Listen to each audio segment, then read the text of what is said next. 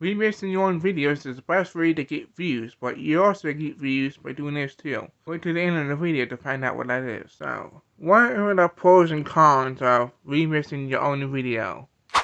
Here's what you don't want to do and here's what you do want to do. What you don't want to do is remix poor performing video. A poor performing video can look like average video reason, no, and average percentage views, no, with its audience retention. Something that doesn't fit your channel no more. Okay. And what you do want to do is remix a high performing video that has high audience retention or average video reason.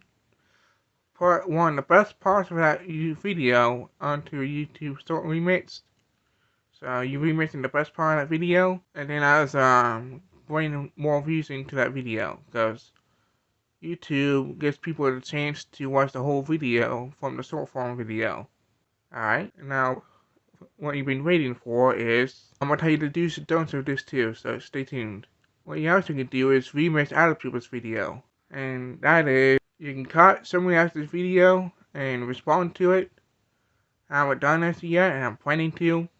And I'm going to tell you the results in the future, so subscribe for that. And you can remix the sound. What are the do's and don'ts of this? What you don't want to do is remix any video you like. You want to make sure your videos are just like of it. That means in the same niche as yours. So if you do like gaming content, like a particular game, and somebody else is playing a different game, then so it's gaming content, but it's not the same game.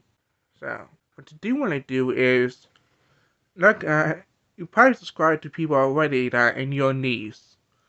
That is your first advantage to remix the content, and you probably want to yourself, do other YouTubers want me, meaning you, to remix their videos? Well, just like when you remix your own videos and it brings views to your non-form videos, so does remixing other people's non-form videos.